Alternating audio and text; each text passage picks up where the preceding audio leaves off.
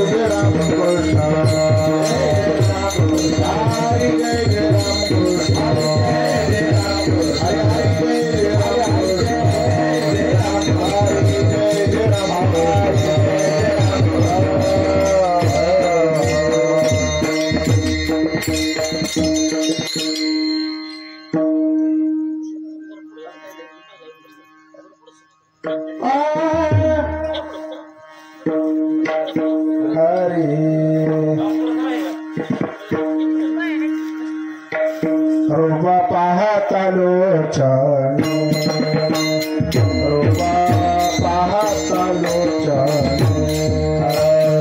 रूपा पाहता लोचन रूपा पाहता लोचन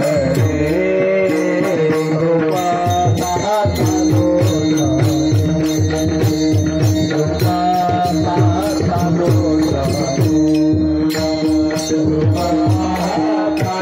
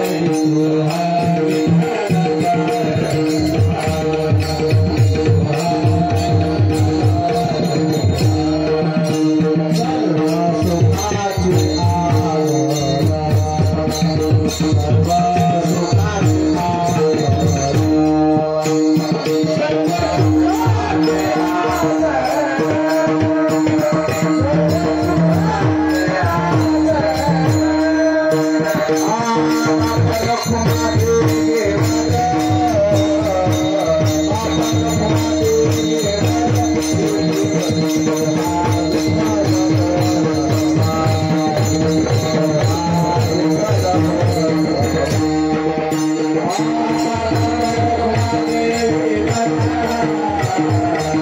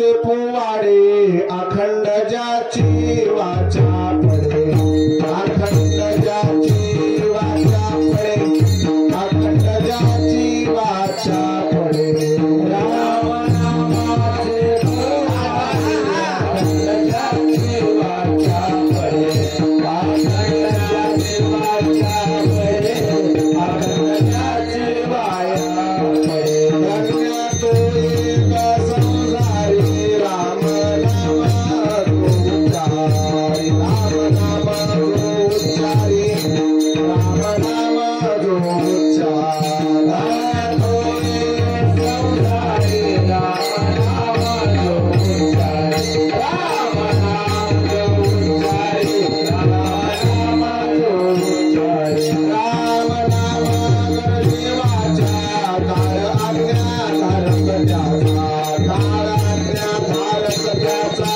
काळ आज्ञा धारक त्याचा राम नाम देवाचा काळ आज्ञा धारक त्याचा काळ आज्ञा धारक त्याचा काळ आज्ञा धारक त्याचा मन राम नामे कृत्य कृत्य झालो कृत्य कृत्य झालो आंबे कृत्य कृत्य झालो आंबे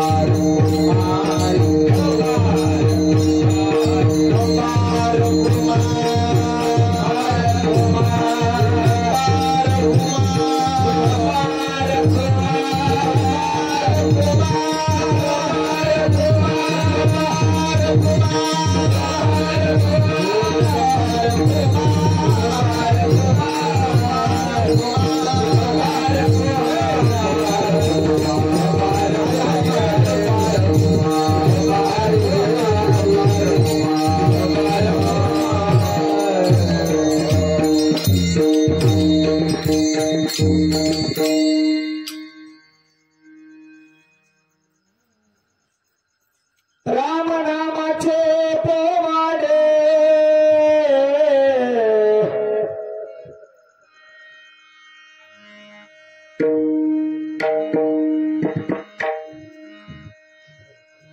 राम नामाचे पोवाडे राम नामाचे पोवाडे राम नामाचे पोवाडे राम नामाचे पोवाडे राम नामाचे पोवाडे राम नामाचे पोवाडे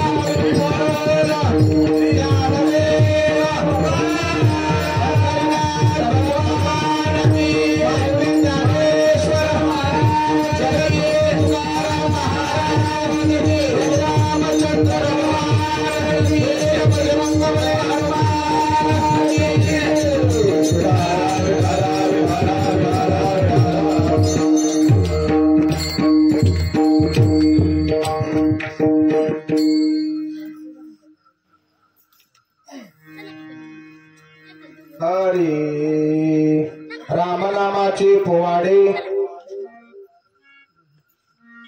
अखंड ज्याची वाचा पडे धन्य तो एक संसारी राम नाम जो उच्चारी राम नाम गरजे वाचा काळ आज्ञाधारक त्याचा धन्य तो एक संसारी राम नाम जो उच्चारी तुका म्हणे राम नामे तुका म्हणे राम नामे कृत्य कृत्य झालो आम्ही धन्य तो एक संसारी राम नाम जो उच्चारी विठाल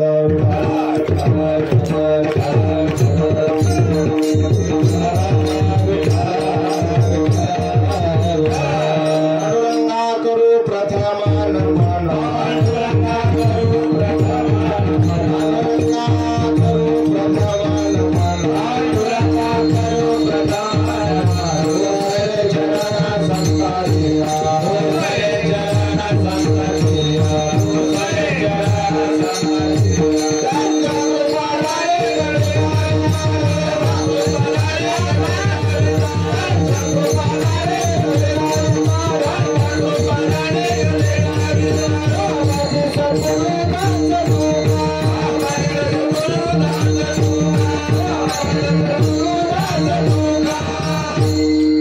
पांडुरंगा करू प्रथम नमन दुसरे चरणा संतांची या त्यांच्या कृपादाने कथेचा विस्तारो बाबाजी सद्गुरु दास तुका अलंकापुरी रम्य शिवासनस्थं पदांबोज तेजस्फुरति प्रदेशं विधेन्द्रादिदेव सदा स्तूयमानं समाधिस्थमूर्तिं भजे ज्ञानदेवोत्थानेश्वरा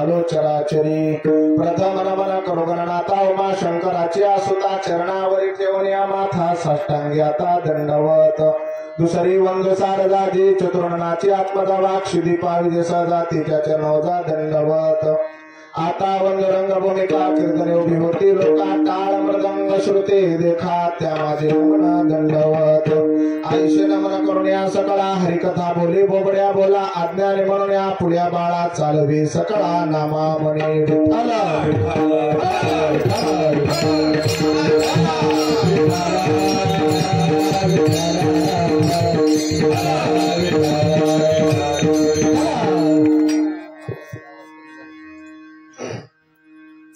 रामनामाचे पोवाडे रामनामाचे पोवाडे अखंड ज्याची वाचा पडे धन्य तो एक संसारी राम नाम जो उच्चारे प्राप्त प्रसंगी कीर्तन रूपी सेवे करता निवडलेला अभंग महान भगवत भक्त संत सम्राट विश्ववंदे महाराष्ट्र भूषण वैराग्याचे मूर्तिमंत पुतळे देवमान्य संतमान्य जगतमान्य देहनिवासी श्रीमंत जगद्गुरु तुकोबरा यांचा 4 चरणाचा उत्कृष्ट असा अभंग असून राम नामाचं महत्व प्रतिपादन करणारा अभंग सेवे करता निवडलेला आहे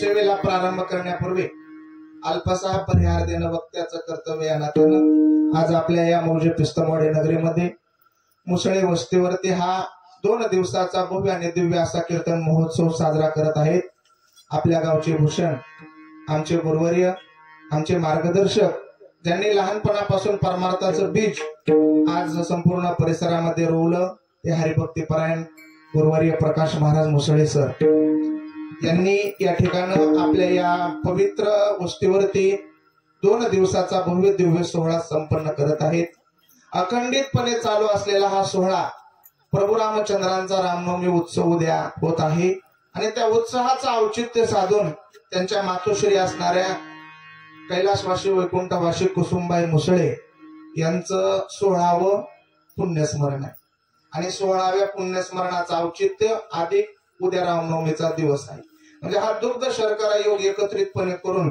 महाराजांनी सुंदर असा या ठिकाणी चिंतन सोहळा आयोजित केलेला आहे 2 दिवसाचं हे कीर्तन आहे त्यातली आजची ही पहिल्या दिवसाची कीर्तन सेवा आणि उद्या रामनवमीचा उत्सव असल्यामुळे त्या निमित्तानं जगद्गुरु तुकोबरा यांचा राम नामाचं महत्व सांगणारा अभंग सेवे करता निवडलेला आहे यथामती येता अवकाश ठरलेल्या वेळामध्ये अभंगाचं कीर्तन पुष्प भगवंताच्या चरणी आपल्याला समर्पित करायचे त्या सेवेकरता तुम्ही आम्ही सर्वजण या ठिकाणी उपस्थित झालेलो कीर्तनाकरता साथ संगत करण्याकरता मृदंगाची साथ करण्याकरता आमचे गुरुबंधू प्रमोद महाराज गाढवे या ठिकाणी सुंदर वादक आहेत ज्यांच्या हातामध्ये गोड अशी सेवा आहे ते आमचे गाढवे महाराज या ठिकाणी उपस्थित आहेत गायनाची साथ संगत करण्याकरता आमचे खंडारीचे परमेश्वर महाराज गोगरे गोड आवाज गोड गायन आणि सुंदर असं त्यांची सुद्धा सेवा या ठिकाणी लाभलेली आहे महाराजांना सुद्धा धन्यवाद देतो तसेच हरिभक्तीपरायण गुरुदास महाराज ढगे आहेत हरिभक्तीपरायण आप्पा महाराज आहेत बाबा आहेत इकडे दादा आहेत तात्या आहेत सगळे गावातलीच मंडळी आहेत या ठिकाणी तात्या आहेत मुसळे महाराज आहेत पेटीची साथ करण्याकरता शांताराम आबा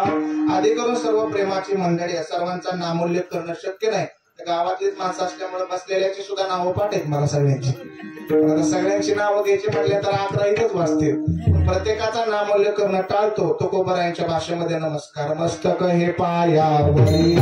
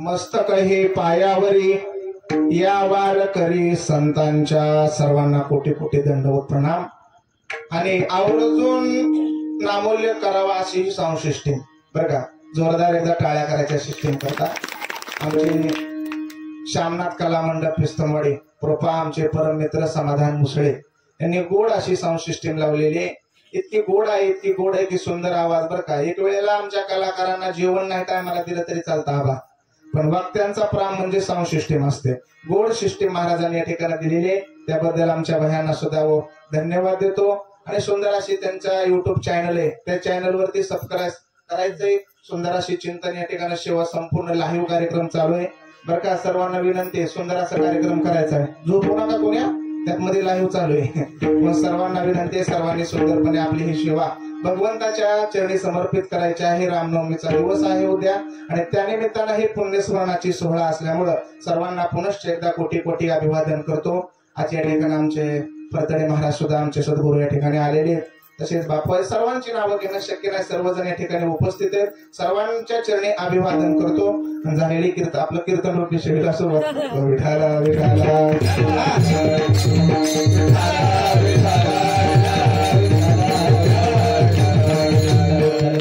आज या ठिकाणी दुग्ध शर्करा योग आहे आबा. उद्या रामनवमीचा दिवस आहे आणि त्यानिमित्ताने रामनामाचं सुद्धा चिंतन गायला पाहिजे नाही का. म्हणून त्यानिमित्तानं रामनामाचं चिंतन सांगणारा तुकोबारांचा अभंग शिवकर्ता निवडलेला. रामनामाचे पुवाडे अखंड ज्याची वाचा पडे, धन्य तो एक संसारी राम नाम जो उच्चारी. अभंगावर वळण्यापूर्वी पुण्यस्मरणाचं सुद्धा कीर्तन आहे नाही का.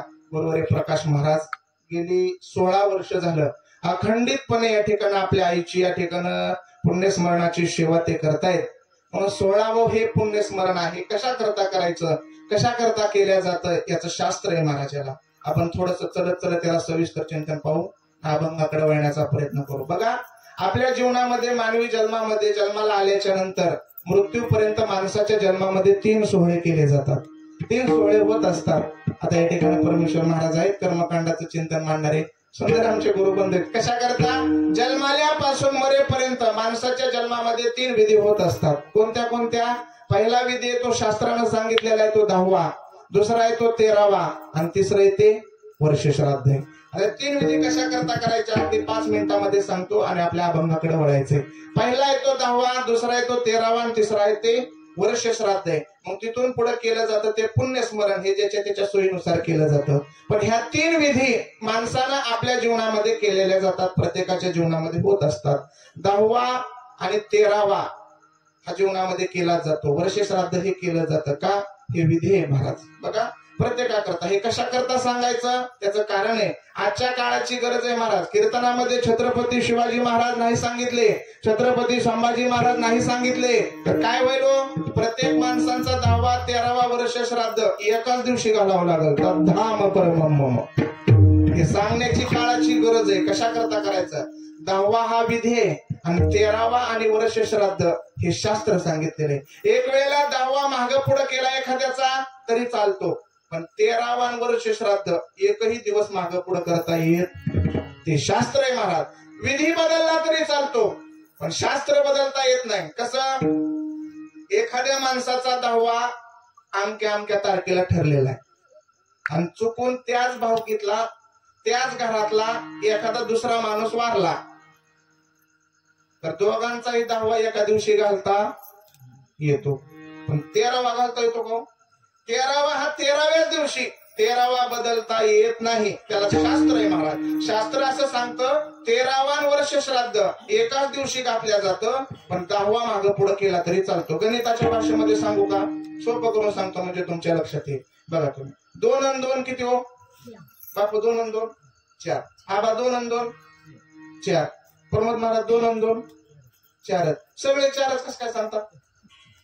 बरं, पुण्याला गेलो आपण, इथलं कीर्तन संपलं. पुणे जरा विद्येचं माहेरघर आहे नाही का. पुण्यामध्ये जाऊन विचारलं 2 आणि 2 किती? 5 म्हणतील का? नाहीत म्हणणार. 2 आणि 2 4. जगाच्या पाठीवर तुम्ही कुठेही गेलात तरी 2 आणि 2 4च येतं. कसं? बदलता येत नाही. ते शास्त्र आहे महाराज. बदलता येतो तो विधी आहे, कधीच बदल नाही. शास्त्र हे बदललं जात नाही, कारण ते करावंच लागतं. तुम्ही म्हणताल महाराज हे कशा करता सांगायला? त्याचा जीवनाशी आपल्या संबंध आहे महाराज. कारण 10वा 13वा वर्ष श्राद्ध हे 3 विधी प्रत्येकाच्या जीवनामध्ये होत असतात, मग ते करावेच लागतात. वर्ष श्राद्धाप्रमाणे नियम आहेत. आता मानवी जन्मामध्ये जन्माला आल्याच्या नंतर मृत्यूपर्यंत माणसाच्या जीवनामध्ये एकूण 16 संस्कार केले जातात. किती?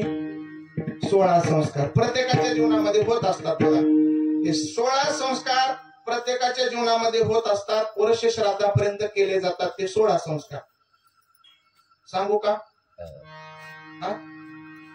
500 रुपयाला एक पडेल. विठाला विठाला विठाला 16 संस्कार प्रत्येक माणसाच्या जीवनामध्ये होत असतात. कोणते 16 संस्कार आहेत चलत चलत सांगतो, आपल्याला अभंगाकडे वळायचंय. माणसाच्या जीवनामध्ये हे 16 संस्कार केले जातात. का सांगायलोय? पुण्यस्मरणाचं सुद्धा कीर्तन हेही ध्यानात राहू दे बरं का. पुण्यस्मरण माणसं कशा करता घालतात, प्रत्येकाच्या जीवनामध्ये का घातले जातात? 16 संस्कार कोणते? पहिला संस्कार, लग्न झाल्याच्या नंतर, विवाह संपल्यानंतर त्या स्त्रीच्या गर्भामध्ये तिच्या पतीद्वारा गर्भधारणा होत असते. गर्भधान नावाचा हा पहिला संस्कार तिच्या जीवनामध्ये होत असतो. ज्या वेळेला जीव मातेच्या गर्भामध्ये दुसऱ्या महिन्याचा असतो, त्यावेळेला तो जीव शूरवीर व्हावा, पराक्रमी व्हावा, धाडशी व्हावा म्हणून ती माता त्या जीवावरती संस्कार करत असते. त्याला पुंसवन नावाचा संस्कार म्हटलं जातं. ज्यावेळेला मातेला तिसरा गर्भ चालू असतो, तिसरा महिना चालू असतो, त्यावेळेला त्या जीवाला अवयव फुटायला सुरुवात होत असतात. अवयव फुटत असताना कुठलाही अवयव अपंगत्व त्या जीवाला येऊ नये म्हणून ती माता त्या जीवावरती संस्कार करत असते. त्याला क्रिया नावाचा संस्कार म्हटलं जातं, अनवलोभन नावाचा संस्कार म्हटलं जातं. चौथ्या महिन्यामध्ये त्या जीवावरती ती माता संस्कार करते, त्याचं नाव आहे क्रिया नावाचा संस्कार. लक्ष देऊन ऐका. जो माता कयाधूने आपल्या पोटामध्ये भक्त प्रल्हाद वाढत असताना केला होता.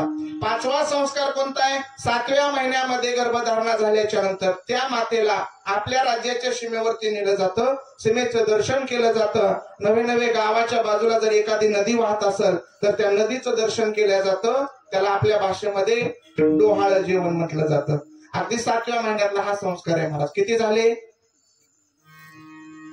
तुम्ही मोजत चला बरं का, घोटाळा करू नका.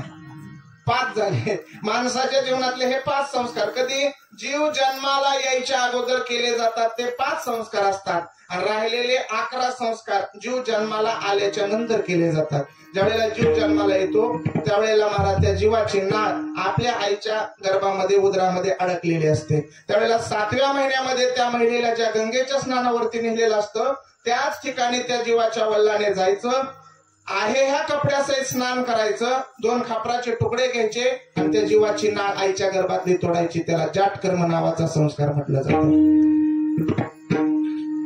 जाटकर्म नावाचा संस्कार म्हटलं जातं. ज्या वेळेला तो जीव 12 दिवसांचा होतो त्यावेळेला त्या जीवाच्या कानामध्ये त्याचं नाव सांगितलं जातं. मग तर मुलगी असेल तर डाव्या कानामध्ये, मुलगा असेल तर उजव्या कानामध्ये, मुलगी असेल तर समसंख्येला, मुलगा असेल तर विषम संख्येला. म्हणून लग्न करताना समसंख्येला करायचं महाराज, भांडणं कमी होते.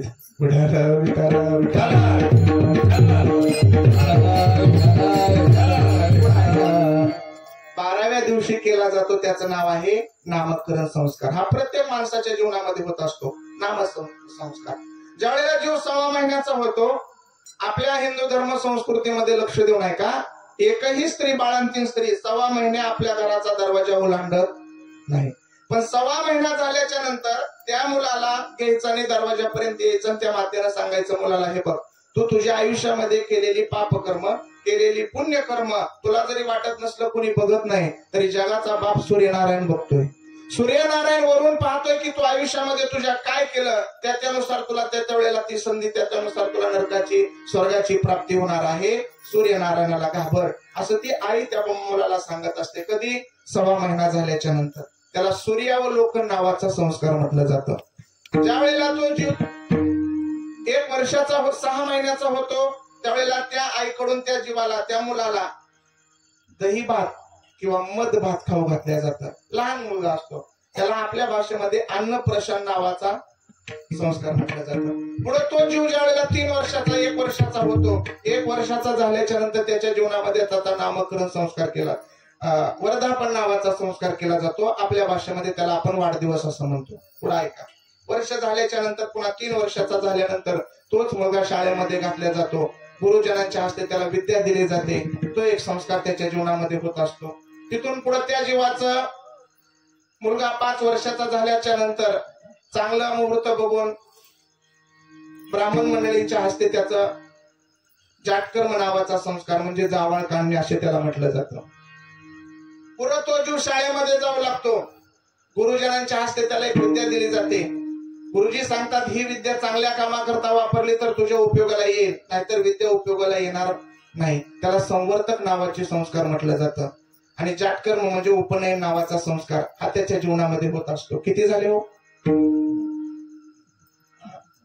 झोपले काय की तुम्ही सुरुवातीला? माणसाच्या जीवनातले हे 12 संस्कार झाले मला, राहिले 4 संस्कार. संवर्धक नावाचा संस्कार त्याच्या जीवनामध्ये होत असतो आणि राहिलेले 3 संस्कार हे तुमच्या आमच्या जीवनामध्ये प्रत्येकाचे होत असतात. चांगला मुहूर्त बघून ब्राह्मण मंडळींच्या देवदेवतांच्या साक्षीने त्याच्या जीवनामध्ये तो एक संस्कार होत असतो. त्याला आपल्या भागामध्ये विवाह संस्कार म्हणतात, म्हणजे लग्न सोहळा संपन्न होत असतो. आणि शेवटचा जो संस्कार आहे त्याला अंत्यसंस्कार अंत्यविधी म्हणतात. तो प्रत्येकाच्या जीवनामध्ये होत असतो. एकूण हे 16 संस्कार प्रत्येकाच्या जीवनामध्ये वर्ष श्राद्धापर्यंत केले जातात. आता लक्ष देऊन ऐका, एवढे 16च्या संस्कार 16 मी सांगितले. आतापर्यंत कोणाकोणाच्या जीवनात झाले तो इथं कोणाच्या झाले असतील तर बोटवर करा.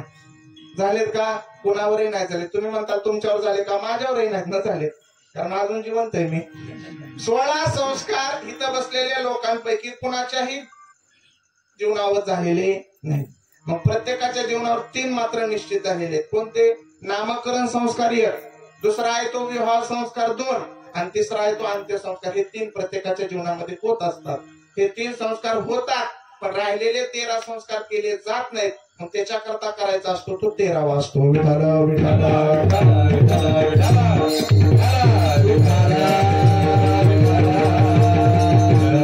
त्याच्या पुढे जाऊन जावा. हे 13 संस्कार कशा करता करायचे? त्या जीवावरती तो जीव तिथपर्यंत जात असतो. 13 दिवस मृत्यू झाल्याच्या नंतर मानव हा 13 दिवस याच मृत्यू लोकामध्ये राहत असतो. एकदा का 13वा संपला की मग तो जीव माणसाच्या देहातून निघतो आणि मग मात्र वर यमदरबारामध्ये निघू लागतो. किती दिवस थांबल्यानंतर? 13 दिवस. आता लक्ष देऊ नका, 13 दिवस झाल्यानंतर हा जीव यमदरबारामध्ये निघतो. यमदरबारामध्ये जाण्याकरता त्या जीवाला 48 दिवस लागतात तिथं पोहोचण्याकरता. मग 13 आणि 48 किती? मोबाईल काढा की. 61 दिवस, बरोबर. 61 दिवस त्या जीवाला यम दरबारामध्ये पोहोचण्याकरता लागतात. तिथं गेल्याच्या नंतर वैतरिणी नावाची नदी आहे महाराज, त्या नदीवरती हा जीव पोहोचतो. ती नदी कशाने वाहते हो? पाण्याने वाहत नाही. गीतेच्या 6व्या अध्यायामध्ये योग यात सांगितलेल्या ज्ञानोबरा म्हणतात विष्ठेनं वाहणारी नदी, त्यामध्ये किडे मुंगी माती असा विष्ठेनं भरलेला बरगच्च कार्यक्रम. अशा गहाण नदीमध्ये तो जीव तिथं पोहोचतो. त्याला यम दरबारामध्ये पोहोचायचं असतं, पण अलीकडच्या काठाला तो जाऊन पोहोचतो. का? ज्यानं जीवनामध्ये आयुष्यात काही दान केलेलं असेल तर तो आपोआप पलीकडे जाऊन पोहोचतो. दानच केलेलं नसेल तर त्याला अलीकडल्या काठावरती जाऊन थांबावं लागतं. मग पलीकडल्या काठावर यम दरबारामध्ये पोहोचण्याकरता कामधेनू नावाची गाय त्या ठिकाणी उभी असते. ती गाय त्या जीवाला तिथून उचलते आणि मग यम दरबारामध्ये नेत असते. पण ज्यानं कोणी दान केलंय त्यालाच ती गाय तिथपर्यंत नेत असते. अन्नदान जर केलेलं नसेल तर त्या माणसाला ती गाय पलीकडे नेत नाही, अलीकडेच थांबावं लागतं. मग ज्यानं जर कोणी आयुष्यामध्ये दान केलेलं असेल तर त्या जीवाला ती गाय आपल्या पाठीवरती बसवते आणि यम दरबारामध्ये पोहोचवते. मग त्या गायला त्या जीवाला घेऊन पलीकडे जाण्याकरता महाराज तिथून पुढे 39 दिवस लागतात. अलीकडून पलीकडे जायला किती दिवस? 39. पहिले 61 आणि आताची 39 किती? गणित एकच आहे काही तुमचं? 100. हा, बरोबर राऊंड फिगर करून टाका. 100 दिवस पलीकडे जायला लागतात महाराज. आणि एकदा का जीव यम दरबारामध्ये पोहोचला, लक्ष देऊन ऐका, मग तिथं गेल्याच्या नंतर त्या जीवानं या मृत्यू लोकामध्ये पाप केलंय का पुण्य केलंय, आयुष्यामध्ये काय काम केलेलं आहे, कोणतं कर्म केलेलं आहे, त्या कर्मानुसार त्याची यादी तिथं चित्रगुप्ताकडं दिली जाते. तो वकील आहे ना, तिथली यादी तिथलं ते कोर्ट चालवायचं चित्रगुप्ताच्या हातामध्ये महाराज. मग ते चित्रगुप्त आपल्या हातामध्ये वकीलपत्र आपलं घेतो आणि आपल्या जीवनावरती अभ्यास करतो की ह्या माणसानं कलियुगामध्ये कीर्तनाला गेला होता का, कीर्तनाला गेला नव्हता का, घरीच बसला का, दान केलंय का, कोणती पाप कर्म केलेत का, यादी चालतो आणि त्या यादीवरती तो अभ्यास करतो. कोण? चित्रगुप्त. किती दिवस अभ्यास करतो? 265 दिवस. 265 दिवस त्याला अभ्यास करायला लागतात महाराज. पहिले 100 आणि हे 265 किती? 365 दिवस. 1 वर्षाचा काळ जातो. चित्रगुप्त 265 दिवस त्या गोष्टीवरती अभ्यास करतो आणि अभ्यास करून झाल्याच्या नंतर 265 दिवसाने निकाल देतो की खरी शिवसेना कुणाची इथे. शिवसेनेचा आलं का? त्याच्या पाप पुण्यात जातात. तर ते अलीकडे विषय हेच सुरू झाले. मला ते डोक्यात येते ते सारखं विठाल विठाल.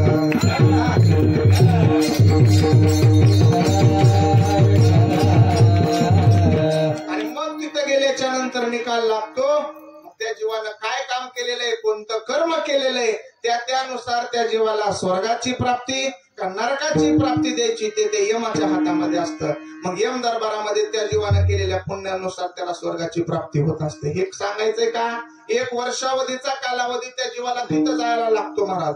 आणि तिथं गेल्याच्या नंतर मग पाठीमागं त्याच्या नावानं जे केलं जातं ना त्याला वर्ष श्राद्ध म्हणतात. म्हणजे ज्या जीवानं आयुष्यभर केलेलं पुण्य एकत्रित करायचं आणि त्याच्या पाठीमागं त्याच्या घरच्या संततीनं त्याच्या नावानं केलेलं पुण्य दोन्हीची बेरीज ज्या दिवशी होत असते ना त्याला आजच्या दिवसाचं पुण्य स्मरण म्हणायचं असतं. विठ्ठल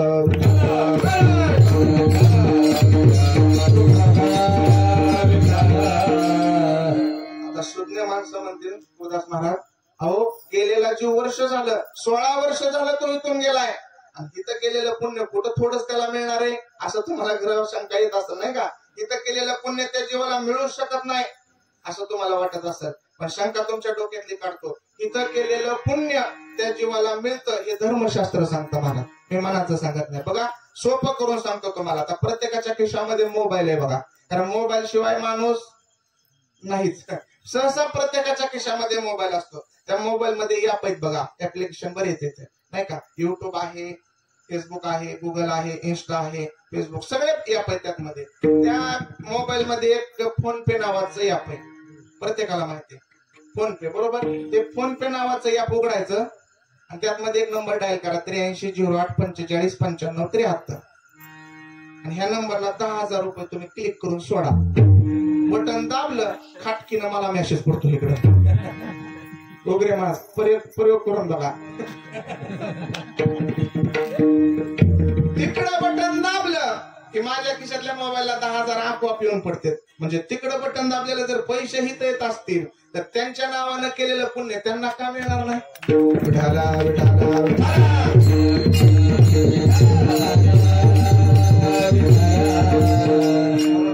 स्मरण आहे. याच्याकरता 10-5 मिनिटं मी तुमची घेतली. आज कुसुमबाई मुसळे यांचं सुद्धा हे पुण्य स्मरणच आहे. म्हणून त्यांच्या वतीनं गुरुवारी प्रकाश महाराज मुसळे सर त्यांचा संपूर्ण मुसळे कुटुंब परिवार आपल्या आईच्या या उद्धाराकरता त्यांच्या आत्म्याला शांती लाभण्याकरता गेला 16 वर्ष झालं या ठिकाणी पुण्यस्मरणाचा कार्यक्रम या पुण्याईच्या द्वारा नामसंकीर्तनानं करतायत. म्हणून पुनश्च त्यांना एकदा धन्यवाद देतो आणि आजच्या अभंगाकडे वळूया. विठाल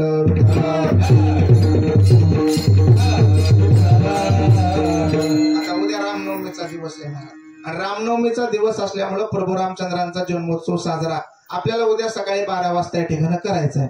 त्या निमित्तानं प्रभू रामचंद्रांची रामनवमीचा दिवस असल्यामुळं जगद्गुरु तुकोबारायांचा 4 चरणाचा उत्कृष्ट असा अभंग सेवेकरता निवडलेला आहे. राम नामाचे पोवाडे अखंड ज्याची वाचा पडे धन्य तो एक संसारी राम नाम जो उच्चारे. राम नामाचं महत्व जगद्गुरु तुकोबारा या अभंगामध्ये पटवून देतात महाराज. किती महत्व आहे.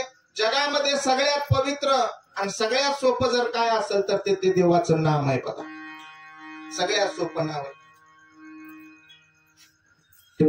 आपण हरिपाठामध्ये हे पाहतो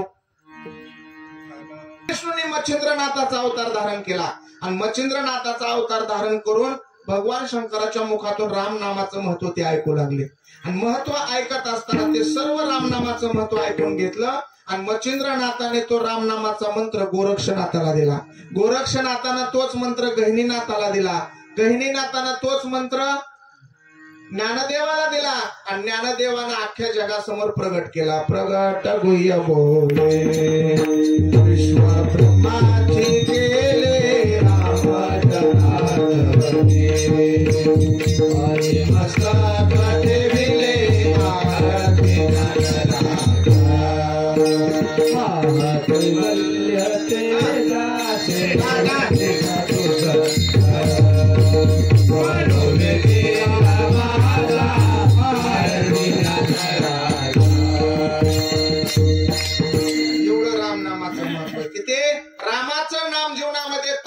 माणसाला जीवनातून या संसाराच्या जन्म मृत्यूच्या संसारातून तारणार जर काय असेल तर ते फक्त देवाचं नाव आहे.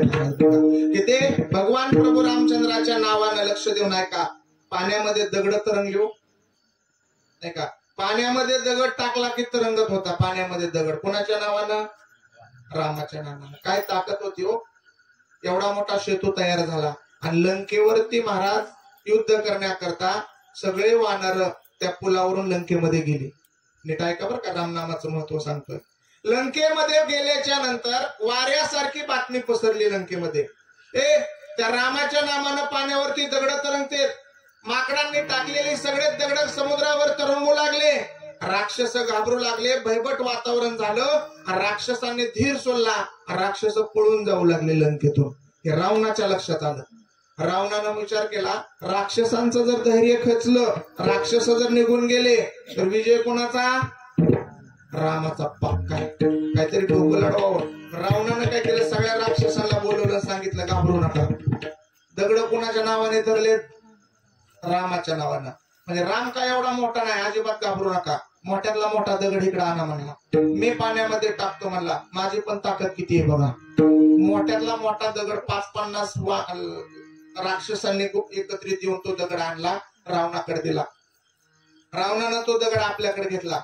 दगडाच्या कानामध्ये काहीतरी फुटफुटल्यासारखं केलं, पाण्यामध्ये डुबुकून टाकला. पण दगड तरला. कोणाच्या हातचा? रावणाच्या हातचा. सांगतोय नीट ऐका, जो आपल्याला नाही तुम्ही. रावणानं टाकलेला दगड तरंगू लागला. सगळ्या राक्षसांना बोलवलं, म्हणले घाबरू नका, 50-50 जाऊन बसा म्हणले त्या दगडावर. 50-50 राक्षस गेले, दगडावर बसले, पण दगड बुडाला. आता मात्र राक्षसांना खात्री पटली की आपल्या सुद्धा राजाच्या हातून दगड तरंगतेत म्हणला. घाबरायची गरज नाही. युद्ध करायला तयार झाले महाराज. दिवसभर युद्ध केलं. सायंकाळ झाली. संध्याकाळी आपापल्या घरी गेले. घरी गेल्यानंतर रावण झोपायच्या तयारीमध्ये होता.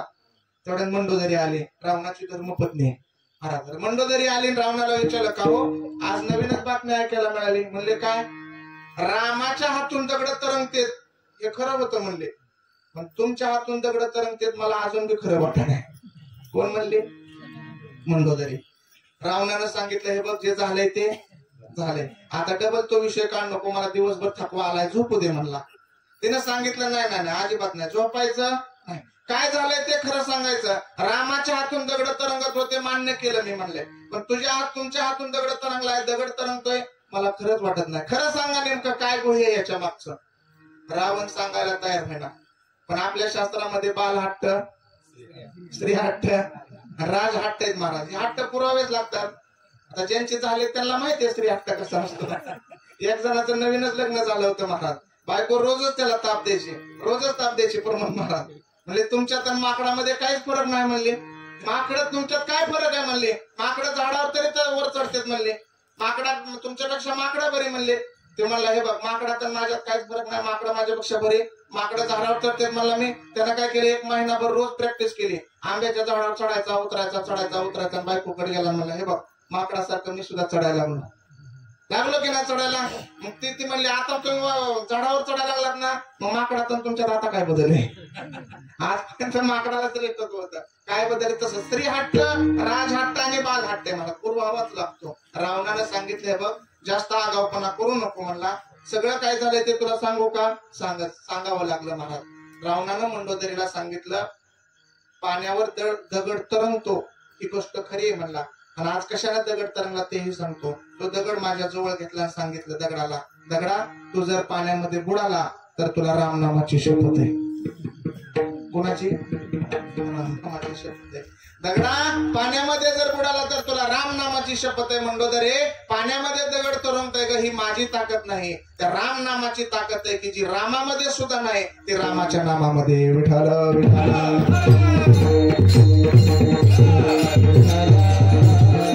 आणि ती ताकद फक्त भगवंताच्या स्मरणामध्ये. जी देवाला किंमत नाही ती देवाच्या नामाला किंमत गगनाहुनी वाढ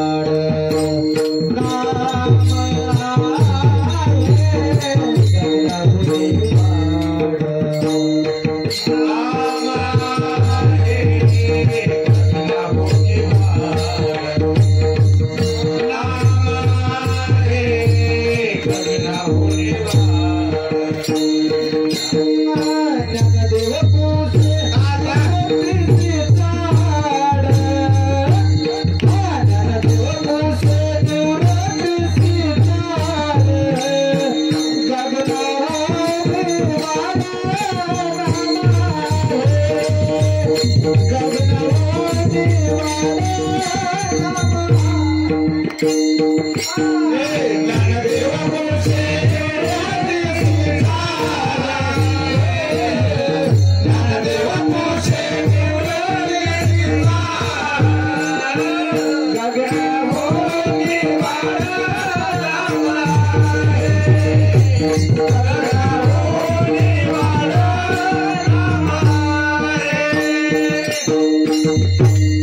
सगळ्यात मोठ्यातलं मोठं जर काय असतं लक्ष देऊन घ्या, पृथ्वी या जगामध्ये सगळ्यात मोठी आहे महाराज, पण या पृथ्वीपेक्षा ही 10 पटीनं पाणी मोठे, पाण्यापेक्षा 10 पटीनं आभाळ मोठे, पण आभाळापेक्षाही अनंत पटीनं प्रभू रामचंद्राचं नाम मोठे. गगना कुणी वाढ नामा ही ताकद फक्त भगवंताच्या नामामध्ये. एक सांगू का, तुम्ही जर रोज देवाचं नाव घेतलं ना, रोज देवाचं, तर आपण जीव सुद्धा देव झाल्याशिवाय राहत नाही. किती आहे महाराज, राम म्हणता रामची होय जे, पदी बैसोनी पदवी घे. रोज जर जीवानं देवाचं ध्यान केलं तर जीव सुद्धा देव स्वरूप होतो. ही ताकद देवाच्या नामाची. किती घडलेलं उदाहरण तुम्हाला सांगतो, लक्ष देऊ नये का. अमेरिकेचे पहिल्या काळातले पंतप्रधान जॉर्ज वॉशिंग्टन होऊन गेले बघा. वॉशिंग्टन नावाचे एक व्यक्ती पंतप्रधान अमेरिकेचे झाले महाराज. त्यांच्या काळामध्ये ते शाळेतले शिपाई म्हणून काम करायचे. ऐकताय ना तुम्ही, शाळेतला शिपाई म्हणून काम करणारा एक माणूस अमेरिकेचा राष्ट्राध्यक्ष बनला. शाळेमध्ये शिपायाचं काम काय करायचं असतं, फक्त घंटा वाजवायची. बरोबर, आपण शाळेमध्ये जर शिपायाचं काम काय तर बघितलं तर फक्त घंटा वाजवणे. जॉर्ज वॉशिंग्टन रोज 5 टाइम घंटा वाजवायची. शाळा भरली घंटा वाजवायची, लघवीची सुट्टी घंटा वाजवायची, दुपारच्या जेवणाची सुट्टी घंटा वाजवायची, शाळा सुटली घंटा वाजवायची. दिवसातून 5 वेळा फक्त घंटा वाजवायचं काम होतं. कोणाकडं, वॉशिंग्टनकडं. पण घंटा वाजवत असताना त्यांचं एक वाक्य होतं, ते वाक्य म्हणत म्हणत घंटा वाजवायचे महाराज. घन घन घन घन अमेरिकेचा अध्यक्ष वॉशिंग्टन. हे मनातच बसलेलं होतं त्यांच्या, ते ब्रीदच ठरलेलं. अंतकरणात उठता बसता तेच वाक्य, घन घन घन अमेरिकेचे अध्यक्ष वॉशिंग्टन. शिपायाचं काम करणारा माणूस आयुष्यभर शिपायाचं जनशाळेमध्ये काम केलं, पण घन घन घन अमेरिकेचा अध्यक्ष वॉशिंग्टन हे डोक्यामध्ये पक्क बसलेलं होतं. तो माणूस एक दिवस अमेरिकेचा अध्यक्ष बनला, वॉशिंग्टन नावाचा. अमेरिकेचा राष्ट्राध्यक्ष बनला. मग माझा सांगण्याचा दृष्टांत एवढाच आहे, सिद्धांत. एक माणूस जर महाराज घन घन घन म्हणून अमेरिकेचा अध्यक्ष वॉशिंग्टन जर होत असेल, घन घन घंटा वाजून जर माणूस अमेरिकेचा अध्यक्ष होत असेल, तर तुम्ही आम्ही रोजच राम राम राम राम म्हणून राम का होणार नाही. राम म्हणता रामाची होय जे, पदी पैसोनी पदवी घ्यायचे. ही ताकद फक्त रामनामामध्ये असल्यामुळं तुकोबाराय अभंगाच्या प्रथम चरणामध्ये रामनामाचं महत्व सांगतात. रामनामाचे पवाडे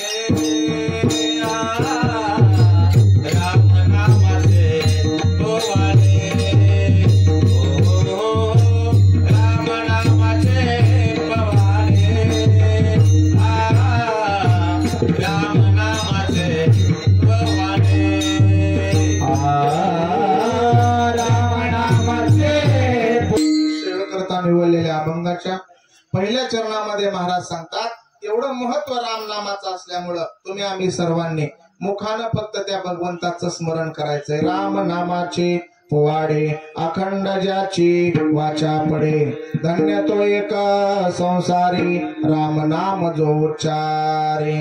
बघा, राम नामाचं महत्व प्रतिपादन करत असताना महाराज सांगतात, एवढं महत्व त्या देवाला का दिलेले हो. जगाच्या पाठीवर हिंदुत्वामध्ये जर विचार केला तर हिंदूंचा खरा देव म्हटलं की आपल्याच्या डोळ्यासमोर फक्त प्रभू रामचंद्राचं नाव येतं. बघा, तुम्ही म्हणता हिंदूंचा देव, मग विठोबा नाही का. विठोबा पण आहे, विठोबा तर सगळ्या जगाचा देव आहे महाराज. पण हिंदूंचा प्रतीक म्हटलं की प्रभू रामचंद्राचं नाव आपल्या डोळ्यासमोर येतं.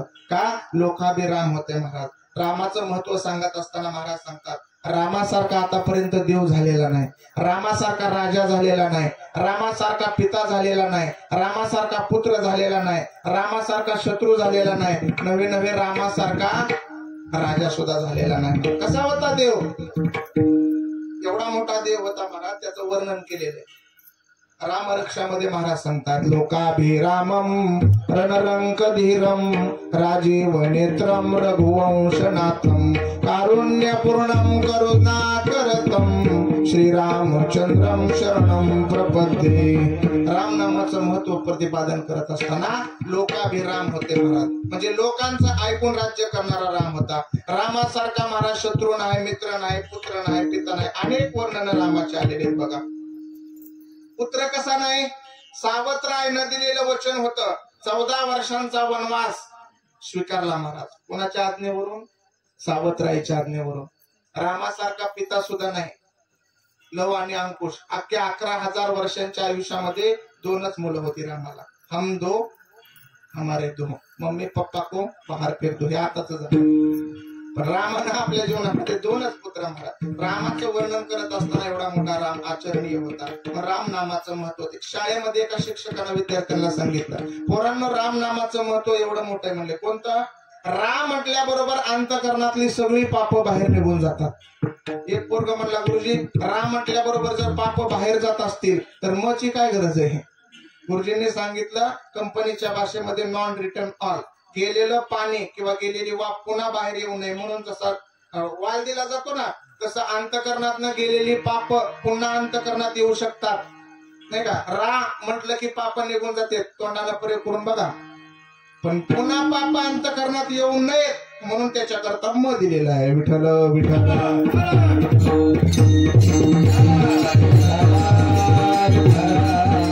म्हणून राम नामाची ताकद सांगितलेली. ते कसं करायचं? अंतःकरणामध्ये धारण करायचं सांगतात. राम नामाचे पोवाडे अखंड ज्याची वाचा पडे. वाचेनं सतत भगवंताचं स्मरण करायचंय महाराज. मग स्मरण करत असताना कोणाचं सांगितलंय? देवाच्या नामाचं सांगितलेलं. एके ठिकाणी महाराज सांगतात, जन्मोनिया कुळी वाचे स्मरा राम धरा हाची नेम अहर्निश. नेमानं देवाचं धारण करायचंय ते राम नाम आहे बघा महाराज. कारण कुठल्याही गोष्टीला नेम धारण केला तर त्याचं नेमाचं महत्व राहत असतं, नाही तर नेमाचं महत्व राहत नाही. माणसानं जेवण जरी करायचं म्हटलं ना तरी नेमानं केलं पाहिजे महाराज. काही नित्य नेमावीन अन्न खाये तोची श्वान, वाया मनुष्यपण भारवाही तो वृषभ. बघा, जेवण जरी करायचं म्हटलं तरी नियमानं केलं पाहिजे. सकाळी दुपारी संध्याकाळी काय तो तुमचा टाइम आहे. तो बेटाइम जेवण जर केलं तर त्याला तो कोबराय श्वानाची उपमा देतात. अन्न खाये तोची श्वान म्हणजे कुत्रा.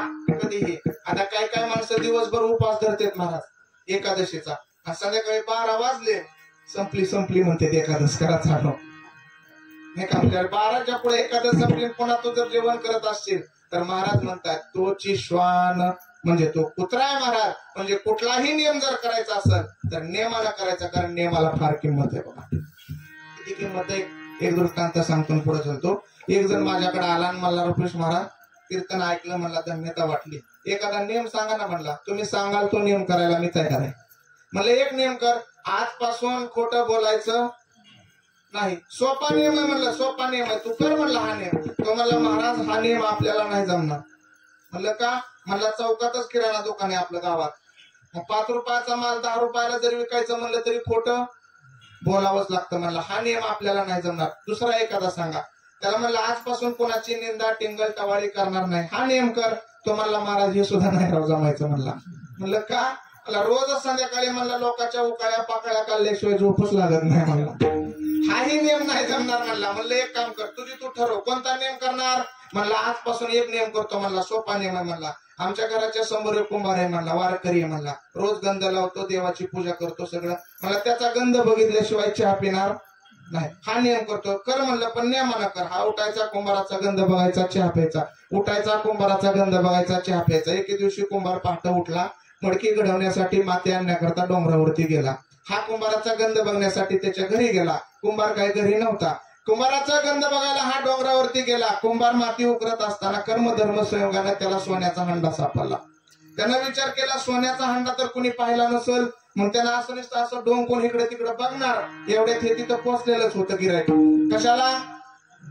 गंध बघायला. त्यानं लांबून कुंभाराचा गंध बघितला आणि बघितलं म्हणत पळत सुटला. कुंभारानं सोन्याचा हंडा असा हातात घेतलेला होता, वरती बघितलेलं होतं. ह्यानं बघितलं म्हणत पळत सुटला. तर ह्यानं काय बघितलं होतं? गंध. कुंभाराला काय वाटलं? हंडा, सोन्याचा हंडा बघितला. ह्याने काय बघितला? गंध. कुंभाराला काय वाटलं? हा सोन्याचा हंडा. हा माणूस घरी पोचायच्या आधी सोन्याचा हंडा कुंभारानं घेतला आणि त्याच्या घरी जाऊन सांगितलं, हे बघ गावात कोणालाही सांगू नको म्हणला. सोन्याचा अर्धा हंडा तुला बक्षीस देतो, पण गावात सांगू नको. दृष्टांत संपलाय महाराज. नुसता दुसऱ्याचा गंध बघण्याचा नेम केला, सोन्याचा अर्धा हंडा येऊन घरी पडला ना महाराज. अहो रोजच गंध लावला तर जगाचा मालक का घरी येणार नाही? विठाला विठाला. महाराज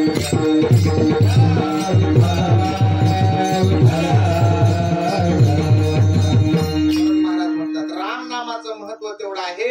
अखंड वाचन जर ते आपण केलं नियमानं तर तो परमात्मा आपल्या कंठामध्ये आल्याशिवाय राहत नाही. राम नामाचे पोवाडे अखंड ज्याची वाचा पडे.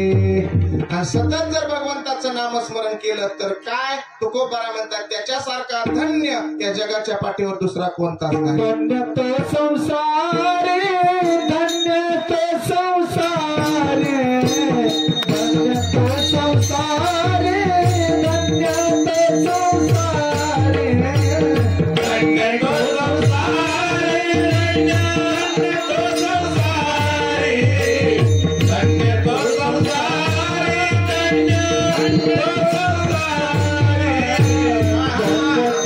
संसारे, धन्य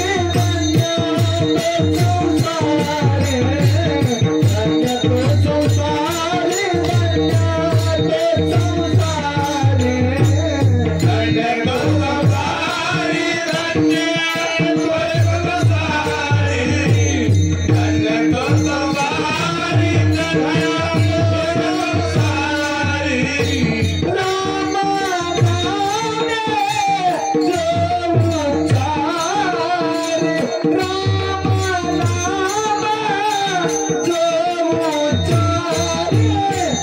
धन्य तो संसारे, धन्य तो संसारे,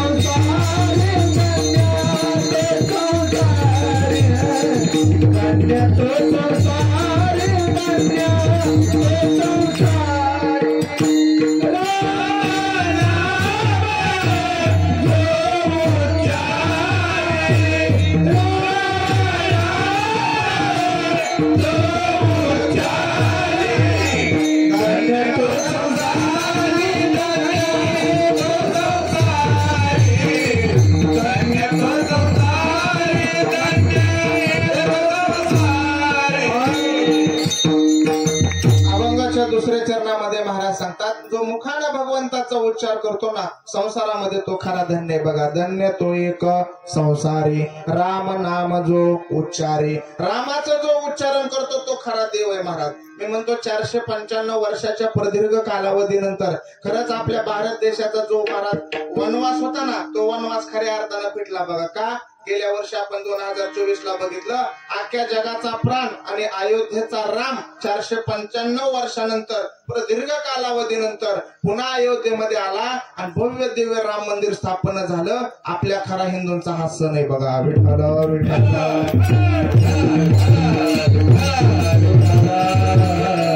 आपल्याला त्या देवाचं उच्चारण करायचंय ना. महाराज म्हणतायत राम नाम जो उच्चारी. त्याचं आपल्याला महत्व कळायला पाहिजे ना त्याचं माहिती पाहिजे.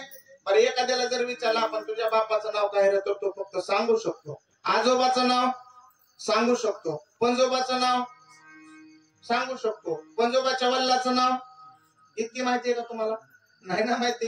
लक्ष देऊन ऐका रामाचं महत्व तुम्हाला सांगतो. राम नाम जो उच्चारी किती महत्व आहे महाराज. रामाचं आपल्या हिंदू देवता आहे ना आपल्या हिंदू धर्माचं प्रतीक आहे महाराज. तुम्हाला आम्हाला आपल्या देवताबद्दल माहिती असायला पाहिजे. लक्ष देऊन ऐका. भगवान प्रभू रामचंद्राची वंशावळ सांगितलेली. भगवान विष्णूंच्या नाभी कमलापासून भगवान ब्रह्मदेवाचा जन्म झालेला आहे. ब्रह्मदेवाचे मरीचीचे कश्यपचा विवस्वान ज्या लक्ष देऊन ऐका ज्या विवस्वान सूर्याची खडतर तपश्चर्या करून स्वतःला नाव प्राप्त करून घेतलं विवस्वान सूर्य आणि तेव्हापासून सूर्यवंशाची स्थापना झाली. हा झाला सूर्यवंशाचा इतिहास. विवस्वानच्या मुलाचं नाव आहे मनू. मनूच्या मुलाचं नाव आहे इक्ष्वाकू. इक्ष्वाकाचा कुकक्षी. कुकक्षीचा इकुक्षी. इकुक्षीचा बाण. बाणचा अनरण्य. अनरण्याचा पृथू आणि पृथूचा त्रिशंकू. किती झाले मोजा तरी ना तुम्ही मोजा. त्रिशंकू हे झाले 12. रामाच्या अवताराची कथा सांगावी. लक्ष देऊन ऐका. हे 12 झाले महाराज. आपल्या हिंदू देवतांची महाराज वंशावळ आपल्याला माहिती असायला पाहिजे ना. हा देव कुठून जन्माला आला त्याचे वडील कोण होते त्याचे पंजोबा कोण होते त्याची स्थापना कुठून झाली कुठपर्यंत झाली नाही का. हे झाले रामाच्या अवतारातले रामाच्या पूर्व वंशावळीतले 12 जण त्रिशंकू पर्यंत. त्रिशंकूच्या वडिलाचं नाव आहे धुंधुमार. धुंधुमारच्या मुलाचं नाव आहे मानधाता. मानधाताच्या मुलाचं नाव आहे यौवनाश्व. यौवनाश्वच्या मुलाचं नाव आहे सुसंधी. सुसंधीच्या मुलाचं नाव आहे ध्रुवसंधी. ध्रुवसंधीच्या मुलाचं नाव आहे भरत. भरतचा आसित, आसितचा सगर, सगरचा आसमन, आसमनचा अंशुमान, अंशुमनच्या मुलाचं नाव आहे दिलीप आणि दिलीपच्या मुलाचं नाव आहे भगीरथ. ज्या भगीरथानं भगवान परमात्म्याची खडतर तपश्चर्या केली आणि भगवान शंकराच्या जटेतली गंगा या मृत्यूलोकामध्ये आणली आणि हा संपूर्ण पृथ्वी तलावला मृत्यूलोक बागायती परिसर केला. गंगा इथं आणून ज्यानं कार्य चांगलं केलं तो हा महान पराक्रमी राजा भगीरथ होता. महाराज काय पराक्रम केला होता भगीरथ राजानं. हा भगीरथ राजा त्याच्या मुलाचं नाव आहे कुकत्स आणि कुकत्सच्या मुलाचं नाव आहे रघु. हा रघु राजा एवढा महान पराक्रमी राजा होता. महाराज रघु राजानं दिलेलं वचन त्याला एवढं प्रिय होतं, स्वतःच्या प्राणापेक्षाही दिलेलं वचन जास्त प्रिय होतं. मग तिथून पुढे रघुवंश चालू झाला आणि एक मन प्रख्यात पडली, रघुकुल सदा चली आई, प्राण जाई पर वचन न जाई. एवढा प्राणप्रिय राजा होता, दिलेलं वचन प्राणापेक्षाही त्याला प्रिय होतं. म्हणून तो रघुवंशातला महाराज महान पराक्रमी राजा रघु होता. रघुच्या मुलाचं नाव आहे महाराज प्रद्युम्न, प्रद्युम्नच्या मुलाचं नाव आहे शीर्षक, शीर्षकच्या मुलाचं नाव आहे मरु, मरुच्या मुलाचं नाव आहे प्रशुषक, प्रशुषकच्या मुलाचं नाव आहे अंबरीश. ज्या अंबरीशानं द्वादशीचं पारणं फेडण्याकरता वैकुंठाच्या मालकाला इथं आणलं आणि द्वादशीचं पारणं बसून फिरलं. महाराज ज्याचं एकादशीचं व्रत होतं तो महान पराक्रमी राजा अंबरीश होता. अंबरीशच्या मुलाचं नाव आहे ययाती, ययातीच्या मुलाचं नाव आहे नाभाग. ज्यानं आयुष्यभर फक्त मायबापाची सेवा केली तो नाभाग. नाभागच्या मुलाचं नाव आहे अज, आजच्या मुलाचं नाव आहे दशरथ आणि दशरथाच्या मुलाचं नाव आहे प्रभू रामचंद्र. विठाल विठाल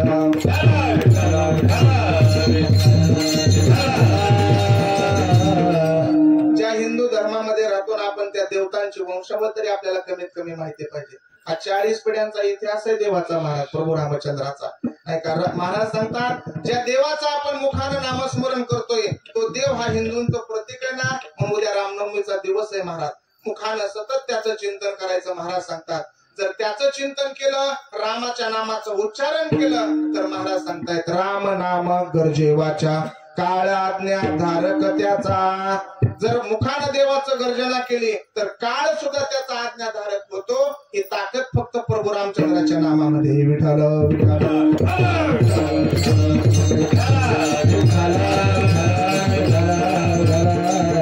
बघा महाराज सांगतात मुंगी पासून ब्रह्मदेवापर्यंत सगळ्यांना एक दिवस जायचंय. बघा कोणीही असू द्या, मुंगी पासून ब्रह्मदेवापर्यंत जावं लागतं हे निश्चित ठरलेलं आहे.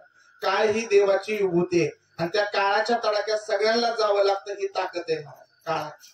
पण ह्या काळावर सुद्धा विजय मिळवला आमच्या संतांनी. ज्ञानोबारायला नेण्याकरता ज्या वेळेला काळ आला ना त्यावेळेला निवृत्तीनाथ दादांनी 2 बोटं वर केली आणि सांगितलं माझ्या ज्ञानाला अजून 2 वर्ष जगू द्या. काळ परत गेला, भावाला इच्छा झाली 2 वर्ष राहायची ना, मग काळ परत गेला. 2 वर्षांनी पुन्हा आला. सोपान काकांनी 2 बोटं वर केली. काळाला सांगितलं अजून 2 वर्ष माझ्या ज्ञानाला जगू द्या. पुन्हा काळ माघारी गेला. पुन्हा 2 वर्षांनी आला. पुन्हा मुक्ताईनं 2 बोटं वर केली. पुन्हा काळ परत चालला. लहानशी चिमुकली मुक्ताई ना, मुक्ताईला वाटतं की माझ्या ज्ञानानं अजून 2 वर्ष जगावं. काळ निघाला. काळाला हाक मारून बोलून घेतलं मुक्ताईने, ए यम्या इकडे ये. अरे ही 2 बोटं म्हणजे प्रत्येक 2 वर्षाला जातो पुन्हा येतो, पुन्हा जातो पुन्हा येतो. ही 2 बोटं म्हणजे 2 वर्ष नाहीत रे. जोपर्यंत चंद्र उगवतो मावळतो, जोपर्यंत सूर्य उगवतो मावळतो ना तोपर्यंत परत फिरकायचं नाही माझ्या ज्ञानाकडं. काय ताकद होती महाराज. आमच्या साधू संतांना आलेल्या काळाला फुलकाने लिहून धडकावून परत पाठवलं आणि जगाला खाणारा काळ पण त्या काळाच्याही मस्तकावर पाय दिलं तो साधू संतांनी. जगा काळ खाय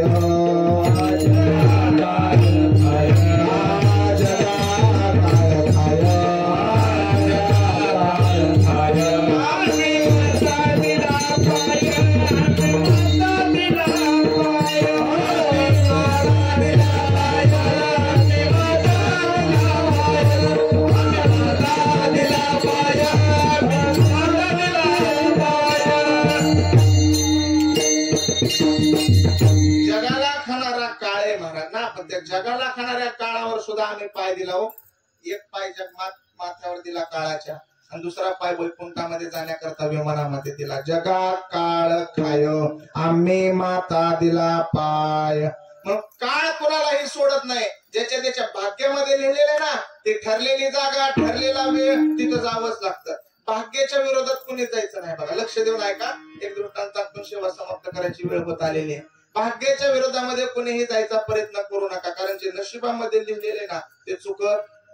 जगाच्या पाठीवर तुम्ही कुठेही गेलात ना तरी मरण तिथं आल्याशिवाय राहत नाही. एकत्रित कुटुंब होतं महाराज एक जणाचं, 5-25 वर्षाचं कुटुंब महाराज. 5-25 माणसं त्या कुटुंबामध्ये होते. सगळ्यांनी एकत्रित मिळून महाराज शेती वाडी घर दार बंगला गाड्या घोड्या ट्रॅक्टर सुद्धा घेतला होता हो एकत्रीमध्ये. आणि त्या ट्रॅक्टरवर नाव सुद्धा लिहिलं होतं बंधू प्रेम. किती प्रेम होतं महाराज. एकत्रित राहिलेलं 25 जणांचं कुटुंब, 25 वर्षाचं कुटुंब, पण कालांतरानं विभक्त राहिले. विभक्त वाटण्या झाल्या, सगळं झालं. जशी दोन्ही भावांची लग्न झाली आणि जशा नवीन बायका घरी आल्या तशा त्यांच्या चौकात भांडणं सुरू झाली आणि वाटण्या करून टाकल्या महाराज म्हाताऱ्यानं. सगळ्या समान देऊन टाकलं दोघांना. शेती वाडी घर दार बंगला ट्रॅक्टर सगळं वेगळं केलं. पण दारात एक आंब्याचं झाड होतं. कशाचं? आंब्याचं झाड. नेमकं त्या आंब्याची वाटणी करायची राहिली होती. आंब्याचीच वाटणी राहिली. थोरला म्हणला अजिबात बोलून देणार नाही, झाड मी लावलेले, झाडाची अजिबात वाटणी होणार नाही.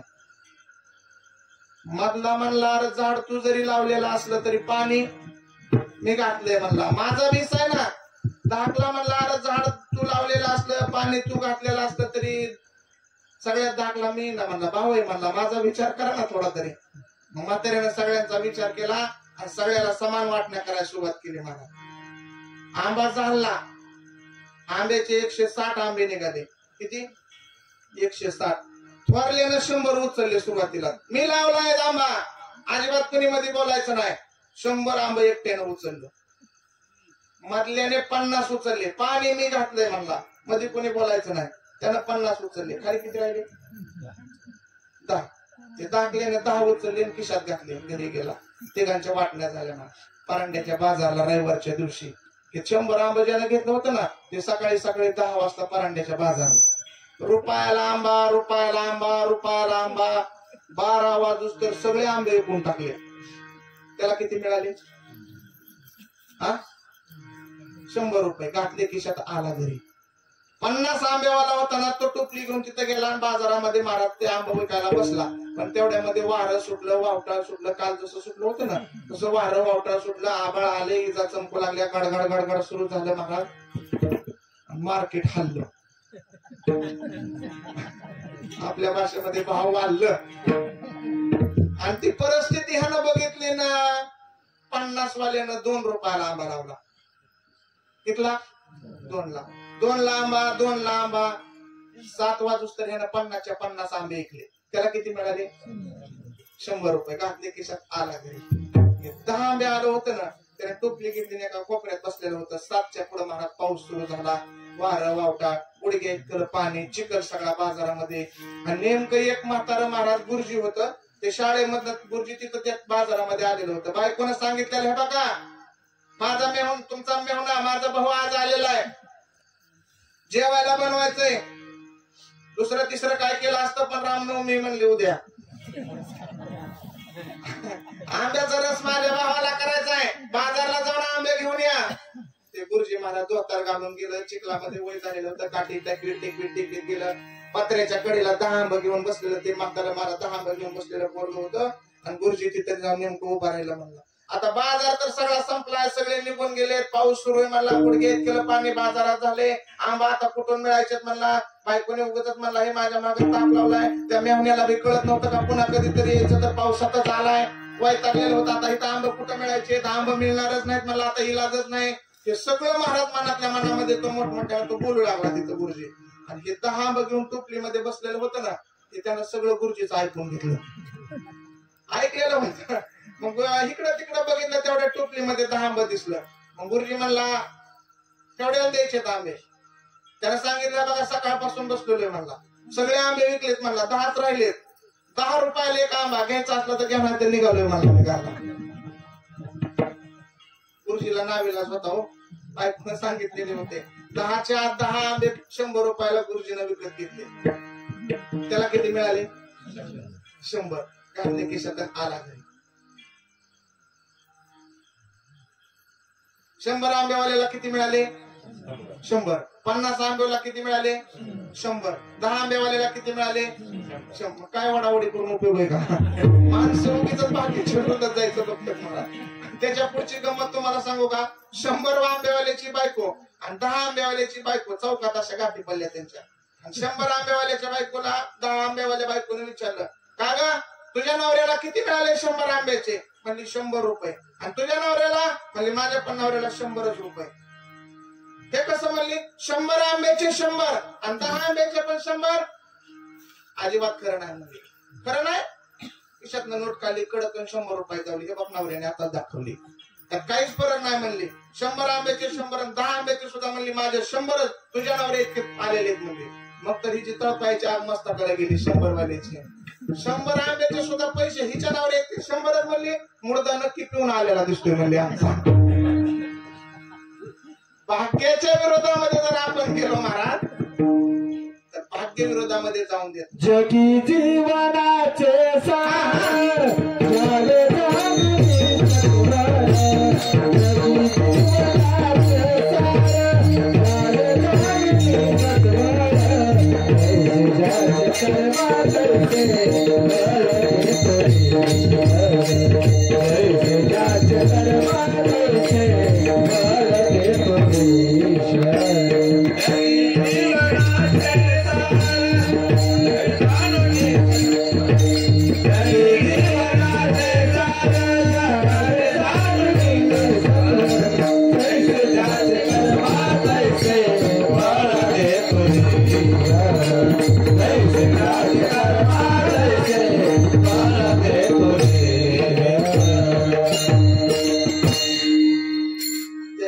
कर्मानुसार, ज्याच्या त्याच्या नशिबानुसार, ज्याच्या त्याच्या प्रारब्धानुसार हा माणसाचा देह तिथून जात असतो. पण तरी सुद्धा महाराज सांगतात, देह जरी तिथपर्यंत जात असेल, मृत्यूलोकाचा नियम आहे, प्रत्येकाला मरावं लागतं महाराज. पण या मरणाच्या तरी तडाख्यातून जर सुटायचं असेल ना तर महाराज याला पुरावा देत आहेत. राम नाम गरजेवाच्या. मुखानं जर भगवंताची गर्जना केली ना तर काळ आज्ञाधारक त्याचा. काळ सुद्धा आज्ञाधारक होतो, नाहीतर सहसा सगळ्यांना जावं लागतं. मी नेहमी सांगत असतो, जो खाटेवर आला तो ताटेवर एक दिवस जाणार. ज्याचं बारसं झालं त्याचं तेरसं होणार.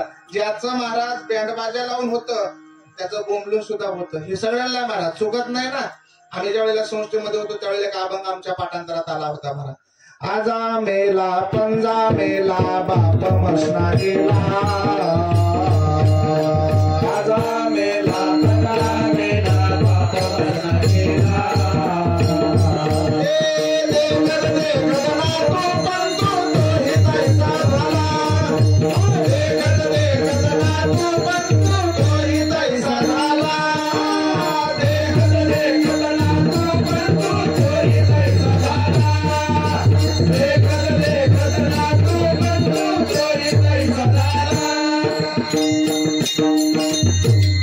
मृत्यूलोकाचा नियम आहे, सगळ्यांना जावं लागतं महाराज, नाही का. आजा मेला पंजा मेला बाप मसना गेला. देखत देखत ना तो पण तोही दैसा झाला.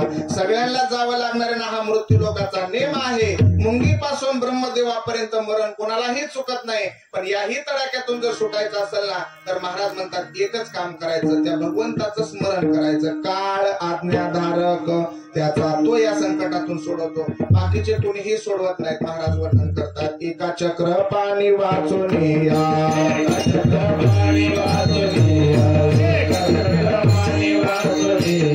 तुका म्हणे तुला सोडवे ना कोणी. तुका म्हणे तुला सोडवे ना कोणी. तुका म्हणे तुला सोडवे ना कोणी. तुका म्हणे तुला सोडवे ना कोणी. एका चक्र पाणी वाचून या. एका चक्र पाणी वाचून या. एका चक्र पाणी वाचून या. सोडवणार तर कुणीही नाही ना, तो परमात्मा फक्त या संकटातून सोडवतो. नाही तर बाकीचे सगळ्यांचे ठरलेले दिवस आहेत महाराज. जिथं जायचं, जिथं ठरलेले ना त्यानुसार माणसं मरण स्वीकारतात महाराज. त्या ठिकाणी जावंच लागतं. या मृत्यूलोकाचा नियम आहे महाराज. आजपर्यंत कुणालाही चुकलेलं चुकल्यावर साधू संत जर सोडले तर मरण चुकत नाही हो महाराज. गरुडाची आई आजारी पडली, गरुडानं जाऊन चौकशी केली, आई तब्येत कशी आहे. आईनं सांगितलं बाळा जरा जास्त खालवलेले. बरं, आईला उचललं महाराज, कन्हाड्याकडे नेलं, इंजेक्शन केलं, सलाईन लावलं, परत आणलं. दुसऱ्या दिवशी गरुड गेला, बरी आहे का तब्येत, गोळ्या वगैरे खाल्ल्या का? गरुडाच्या आईने सांगितलं आज जरा बरं वाटतंय. पुन्हा तिसऱ्या दिवशी गरुडानं विचारलं, आई आज कशी आहे तब्येत? आज जरा जास्तच खालावली बाळा. परांड्यासारख्या शहरामध्ये नेलं, चांगल्या दवाखान्यातून आणलं. पुन्हा चौथ्या दिवशी जाऊन विचारलं, आता आज जरा जास्तच खालवली बाळा. पाचव्या दिवशी जाऊन गरुडानं विचारलं तर आईनं सांगितलं, बरं का बाळा, रात्री माझ्याकडे काळ्या स्वरूपाचा बाबा आला होता, गालातल्या गालामध्ये हसला आणि निघून गेला. बघ, गरुडाच्या आईनं सांगितल्यानंतर गरुडानं विचार केला, हा नक्की हे म्हटला पाहिजे. माझ्या आईला नेण्याकरता आलेला दिसतोय. पटकन आईला उचललं, खांद्यावर टाकलं. भगवंताचं वाहन आहे महाराज. 120च्या स्पीडनं गरुड निघाला. सकाळी 9 वाजता हिमालयामध्ये पोहोचला आणि आईला खाली टेकवलं. पिंपळाच्या बुडाला खाली टेकवल्या बरोबर आईनं सांगितलं, बरं का बाळा, काल जो माझ्याकडे आला होता ना तो हाच काळ्या स्वरूपाचा बाबा आहे बघ. समोर बघितलं. गरुडानं विचारलं, का हो तुम्ही माझ्या आईकडे आला होता? आलो होतो. गालातल्या गालात बघून हसला? हसलो होतो. का हसला होता? यमधर्माच्या लेखनाला हसलो होतो. यमधर्माचं लेखन सांगत होतं तुमच्या आईचं मरण हिमालयामध्ये सकाळी 9 वाजता आहे आणि काल जेव्हा मी तुमच्या आईकडे आलो होतो तेव्हा तुमच्या आई पिस्तमवाडीमध्ये होते. आता पिस्तमवाडी ते हिमालयाचा अंतर रात्रीत पार होणार नाही, त्याच्यामुळे मी यमधर्माच्या लेखनाला हसलो म्हणला. पण आभारी आहे तुमचे गरुड महाराज. आभारी कशा करता? तुम्ही तुमची म्हातारी आमच्या घरी आणून पोच केल्याबद्दल. चुकलं का? अहो तुम्ही तिथं निघून जाताय, पोचताय ना. आपण अभंगामध्ये म्हणतो महाराज नाही का, काय म्हणतो, काळ आला जवळी ग्रासावया. काळ आपल्या जवळ येत नाही महाराज, आपण काळाच्या जवळ जातो. तरी सुद्धा म्हणायची पद्धत असते, काळ आला जवळी ग्रासावया. माणसं काय करतात, पंढरपूरला एकादशीला जाते. बाप मामा तुम्ही जाता का नाही एकादशीला? पंढरपूरला इथं बसून पिकअप मध्ये बसता. सकाळी 9 वाजता निघालेलं पिकअप दुपारी 12 वाजता कुठं पोहोचतं? पंढरपुरात. आणि तिथं गेल्यानंतर तुम्ही काय म्हणता, पंढरपूर आलं. पंढरपूर नाही आलं, तुम्ही तिथं गेला. तसं काळ आपल्या जवळ येत असतो तरी सुद्धा आपल्याला म्हणायची असतं, मला काळ आला जवळी ग्रासावया. मग काळ जर माणसाला सोडत नाही ना तर मग तिथं तुम्ही काय करा, फक्त तुकोबाऱ्या सांगतात, राम नाम गरजे वाचा. मुखानं जर त्या देवाचं नामचिंतन केलं तर काळ सुद्धा तुमचा आज्ञाधारक होतो. याच्याही पुढे जाऊन महाराज सांगतात, जर तुम्ही मुखानं त्या देवाचं चिंतन केलं तर जीवनामध्ये पुन्हा काहीच करायची गरज लागत नाही. कृत्य कृत्य तापावते कधी? भगवंताच्या रामनामा अभंगाचं शेवटचं राम नामे तुका म्हणे राम नामे, तुका म्हणे राम नामे, तुका म्हणे राम नामे, तुका म्हणे राम नामे, तुका म्हणे राम नामे, तुका म्हणे राम